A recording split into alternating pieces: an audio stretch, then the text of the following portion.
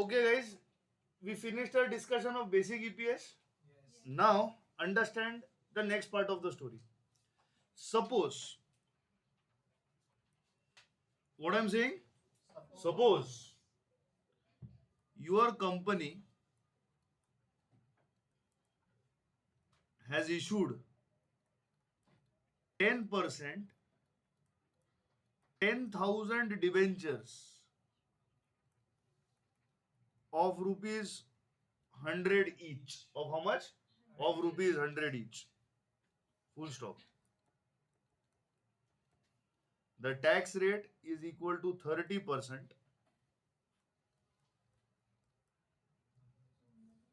Number of equity shares existing is equal to 35,000. There is no preference share capital. There is no preference share capital. EBIT is equal to 1 crore.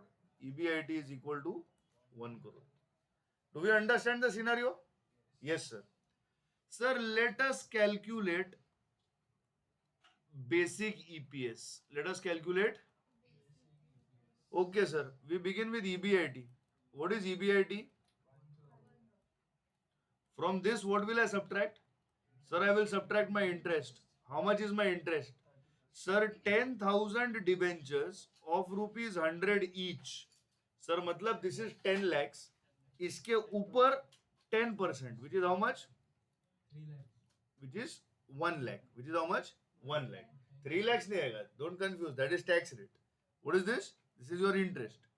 So, what is your earning before tax? Sir, 99 lakhs. Agreed or disagreed? Does everybody understand the calculation of interest on debentures? Sir, 10,000 debentures of 100 each, मतलब total debt pool is of 10 lakhs. 10 lakhs पे 10% मतलब 1 lakh. 1 crore था, इसमें से 10 लाख 1 लाख हटा दिया. EBT कितना बचा?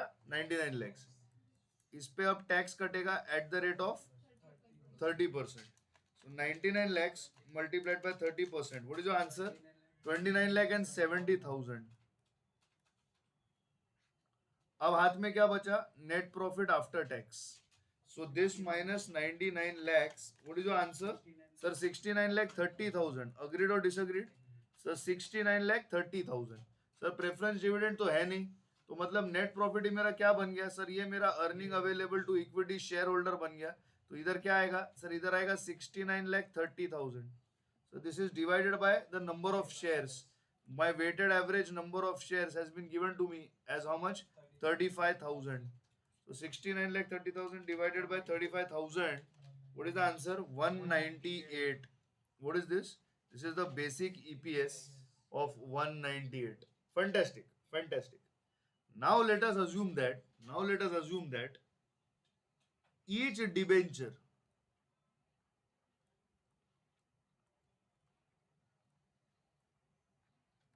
is converted to 5 equity shares. Each debenture is converted to 5 equity shares. अब ये अपन पूरा किस में देखेंगे? व्हाइट में देखेंगे. ये अपन पूरा किस में देखेंगे? व्हाइट में देखेंगे. What is the story? Each debenture is converted to equity share. Sir, first statement. Now there will be no debt as debt has been converted to equity. Debt has been converted to equity. Agreed or disagreed? Sir, agreed. Sir अभी date नहीं है तो interest का payment भी नहीं है. Interest का payment भी नहीं है. सर यहां पे करते हैं आफ्टर कन्वर्जन. यहां पे क्या करते हैं? After conversion. Sir please notice. और ईबीआईटी कंटिन्यू सेम रहेगा. हाँ, ईबीआईटी को सेम गिन रहे हैं. तो ईबीआईटी कितना आएगा? 1 करोड़. सर इस पे इंटरेस्ट कटेगा नील. सर या नीचे लिख के दूं? चलो ठीक है, आई डू वन थिंग. नीचे लिखता हूं, मेरे को वो सामने सामने नहीं होता.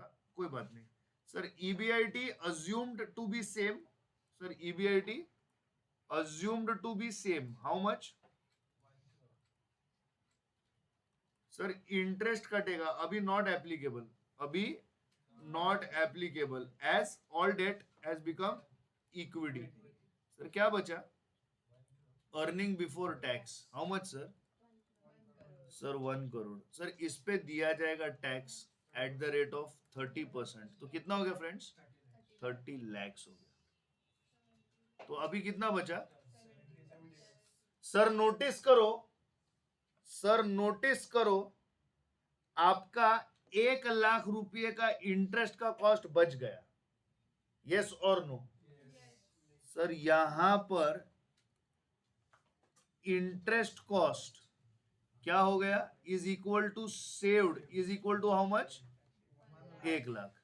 बट सर यहां पे आप टैक्स कितने का दे रहे थे? सर 2970 का।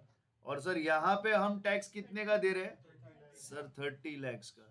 Interest cost is saved but tax shield on interest is lost, which is equal to, therefore can I say that net saving is equal to how much? Sir इसको एक फॉर्मूला दे दो, interest into bracket 1 minus T, this was nothing but your cost of debt formula. Sir interest कितना था? 1 lakh. Sir tax rate, sir net saving कितना हो गया? ये नेट सेविंग 70,000 का हो गया। फ्रेंड्स ये नेट सेविंग कितना भी? 70 लैक्स। ये क्या बन गया आपका? Net profit after tax.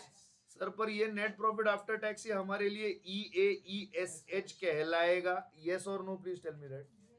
Sir divided by number of shares.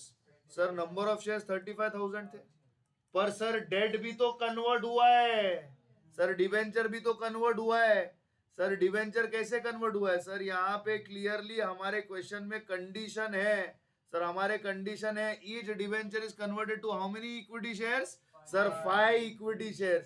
Sir debenture कितने थे हमारे पास? सर 10,000 डिवेंचर थे। सर इसको हमेशा ऐसे करो, held and converted. Sir, held was 1, I converted it into 5, converted to 5. Sir, I held how many? 10,000. So it got converted to how many? Sir, अभी number of shares मेरे कितने बन गए?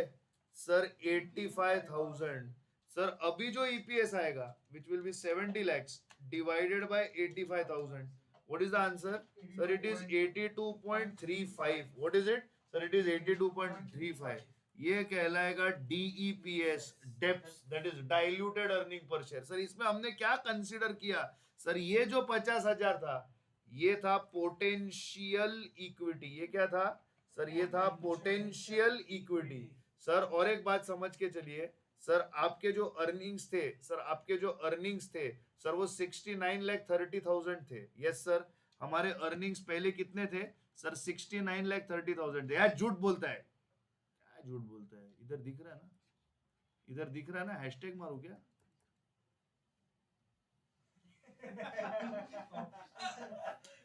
क्या बोलते इसको? पाउट। क्या बोलते इसको? वो मैं बचपन में कहता था, I am a T pot, long is my handle and black is my spout. अभी ये पाउट हो गया है, हो गया, ठीक है। अभी ये क्या है? 69,30,000। और इधर क्या है? ये 70,000 अपन ने इंक्रीज किया। ये 70,000 कहां से आया? This was potential earning. What was this? This was potential earnings. ये भी आ गए ना उसके बीच में। तो सर वो डीपीएस, वो ईपीएस, समझना, वो ईपीएस जो पोटेंशियल अर्निंग्स और पोटेंशियल इक्विटी शेयर्स को लेकर के बनता है, वो क्या कहलाता है? वो डाइल्यूटेड ईपीएस कहता है। इसका अजम्पशन ये होता है कि जब आप पोटेंशियल इक्विटी को अंडर कंसिडरेशन लेते हो, हमेशा अर्निंग्स में डाइल्यूशन होंगे, हमेशा अर्निंग में क्या होंगे? डाइल्यूशन होंगे। नोटिस कीजिएगा आपका बेसिक ईपीएस कितना था? सर बेसिक ईपीएस 198 था। बेसिक ईपीएस कितना था? 198 था। समझने की कोशिश कीजिए, सर बेसिक ईपीएस हमारा कितना था? 198। बट सर डीईपीएस कितना था? सर 82.35। इसका एक रूल है फ्रेंड्स, इसका एक रूल है। रूल क्या है? डी अपना diluted EPS has to be always less than basic EPS अगर ये होता है तो then it is disclosed in financial statements.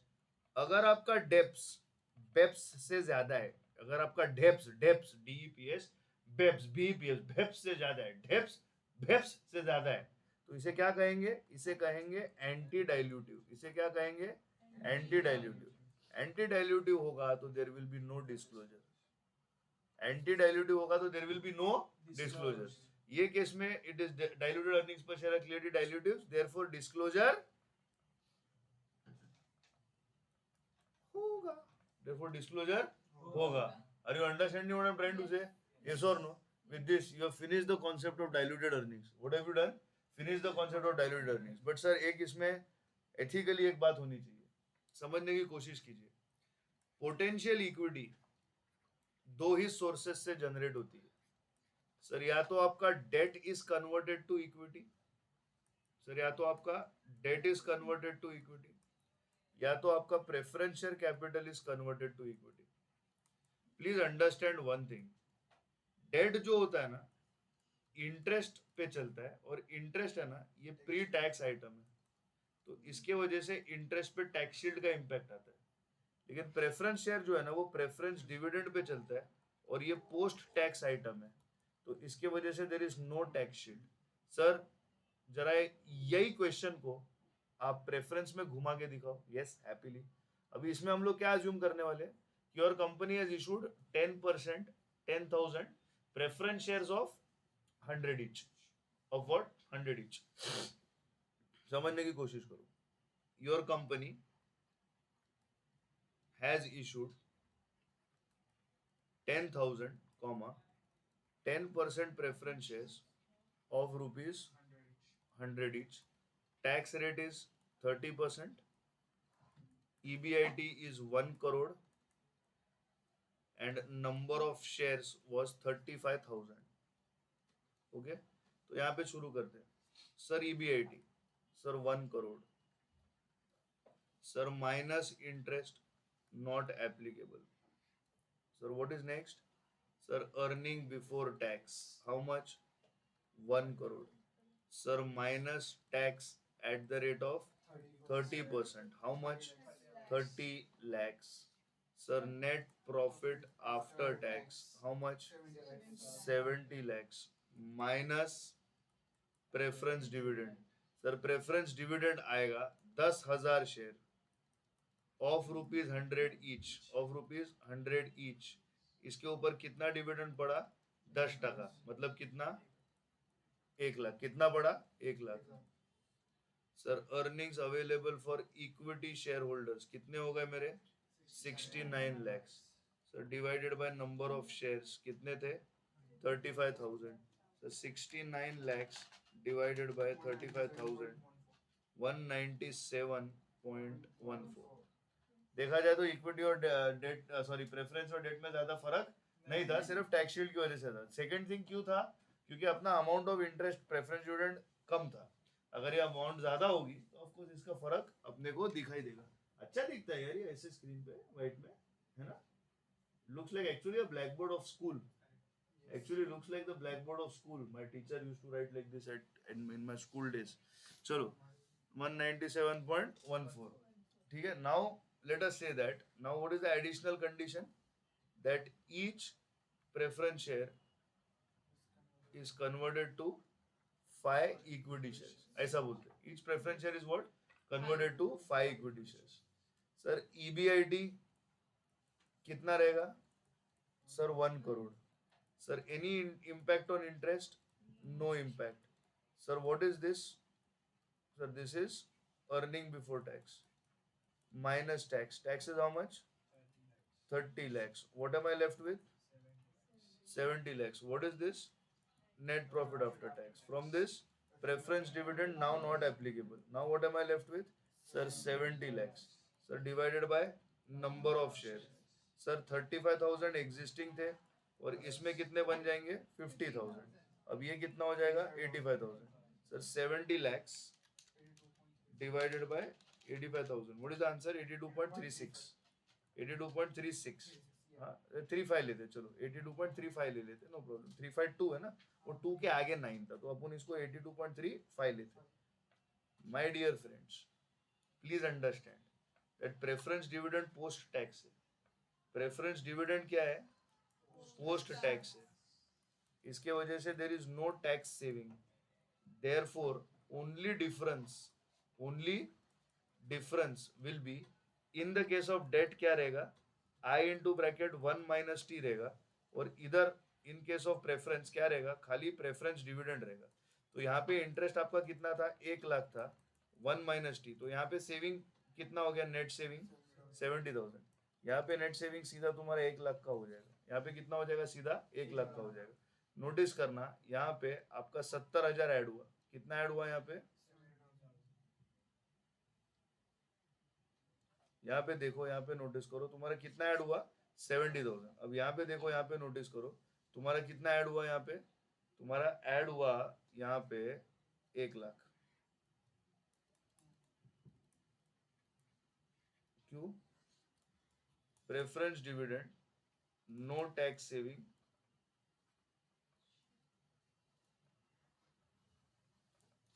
Straight 1 lakh added. समझ में आ रहा है? यस और no? Straight 1 lakh added. Yes और no? Are you with me on that? Yes, sir. तो क्या बचा ये, this is your diluted earnings. What is this? This is your diluted earnings per share. Now please understand what I am trying to से.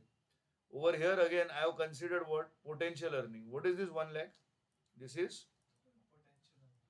potential earning. What are these 50,000? These are potential shares. Therefore, what is this? This is your diluted earnings per share. What is this? This is your diluted earnings per share. I just messed it up, I think, by that. So, what is this? This is nothing but diluted earnings per share. And what is the rule? DEPS has to be always less than BEPS. If DEPS is greater than BEPS, it is considered to be what? It is considered to be anti-dilutive. If this is the case, what will you do? If this is the case, what will you do? You will not disclose. I generally, in my lecture, I am of the opinion that students should see the financial statements of a leading organization. I am of that opinion. Therefore, I am showing you the financial statements now. I would like to show you the financial statements. Now, please pay attention. Let's take a look at the financial statements of Infosys.